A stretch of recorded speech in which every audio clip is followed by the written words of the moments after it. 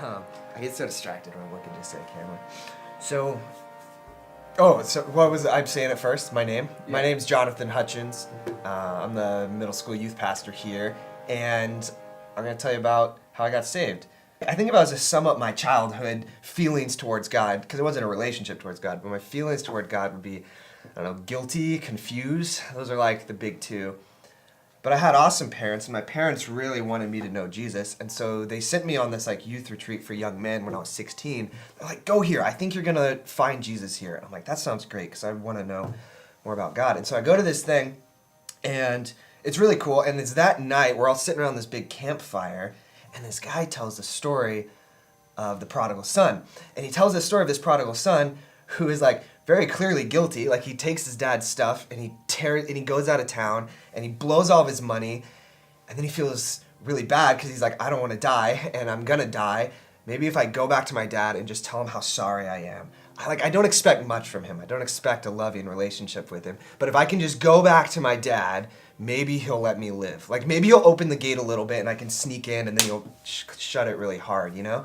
And so, I don't know, like as this guy was telling the story, I was like, man, that resonates. That is so me. That is exactly how I feel about God. I'm confused, but I know that he's got the power, and I know that like if I go to him, I can be okay, but it's not this warm, lovey relationship kind of thing. And then the story gets better, because then it says while the son was a long way off, his dad sees him, and his dad gets so excited that his son has come back to him that he goes tearing off, and he runs to his son, and he throws his arm around him, and he like, I don't know, he just elevates him, and he says, you are so worth it to me. I love you so much. Please just come back. I forgive you completely. I love you. And that was like, he's like, welcome home, son, was the whole thing. And God was like, that's how I feel about you, Jonathan. I love you. You're my son. I'm so proud of you. Like, please stop feeling as guilty. And we'll work on this confusion thing. Like, I'm still confusing because I'm God, but I love you. You, like Jonathan, not just humanity. I love you. And then, like, I don't know, then they had this big wooden cross, it was kind of awesome, in front of this fire. And while God's just telling me all this, they, like, way, way off, as I'm just having this moment with God, they say, give to God what you should. And I think they're talking about, like, if you're a sinner or you have an unconfessed sin, go and give it to God. But I just wrote my name down on this piece of paper, and I went and I nailed it on this cross, and I was like, Lord, I'm all yours.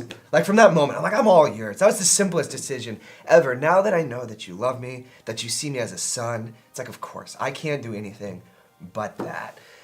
And that changed my whole life. That was 5 years ago. And yeah, he's king now in my life, and I love him. He's the best. And so that's how I know Jesus. It was fantastic, and that's where I'm at.